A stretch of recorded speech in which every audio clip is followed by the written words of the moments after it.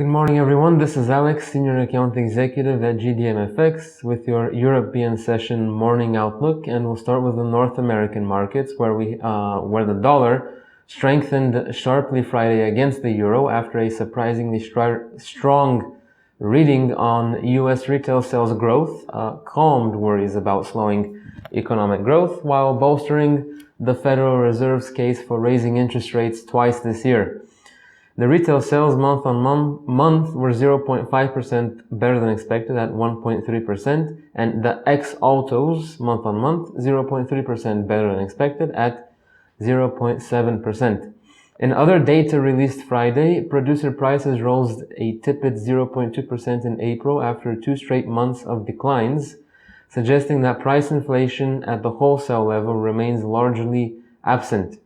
Other data released Friday was moderately more positive. The University of Michigan's gauge of consumer sentiment showed a stronger than expected rise, as did a reading on business inventories.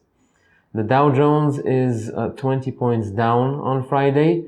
The Nasdaq went 15 points down, and the Dixie is up to 94.61 from last week 93.91. The USD Canadian dollar ended 95 pips up, against the Swiss franc 35 pips up, and against the Japanese yen it ended 40 pips down. Today we have Tier 2 events, the NAHB Housing Market Index for May from the US, and from Canada we have the Bank of Canada review. Alright, and then for the week, the most important event will be on Wednesday from the US, the FOMC Minutes, and from Canada on Friday we have CPI data. There's also a G7 meeting this week where we'll be looking for FX mentions. Alright, onto the European markets. On Friday, the Eurozone economy grew by a slower than expected rate of 0.5% in the fourth quarter, despite a robust showing from Germany, Europe's largest economy.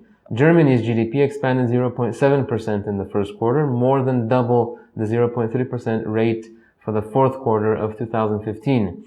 This week's most important events will be on Wednesday with the CPI data due to be released. We also have the ECB's non-monetary policy meeting, while on Thursday will be the monetary policy meeting from the ECB.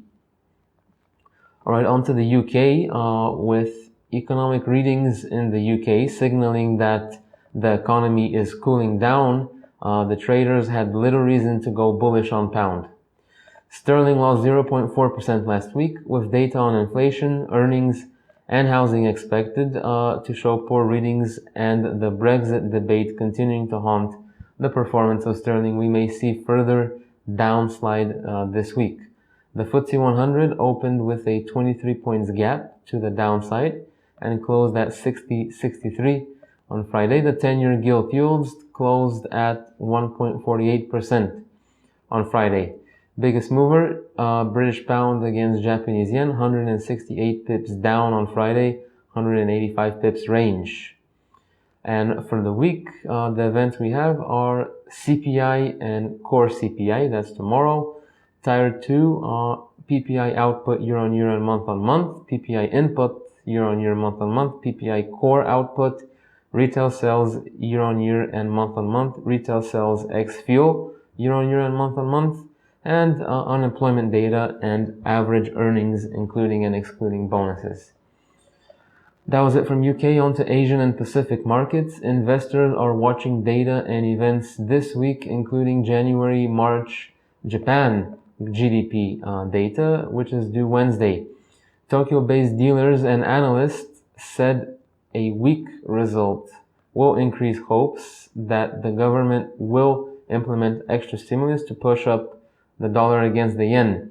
The median forecast from a survey of 20 economists by the Wall Street Journal was for inflation-adjusted growth of 0.3%. The Nikkei reported in its Saturday morning edition that Prime Minister Shinzo Abe has decided to push back a consumption tax increase set for next April, judging it a threat to efforts to pull the world's third largest economy out of deflation. The sentiment-linked Australian and New Zealand dollars gapped lower at the beginning of this week.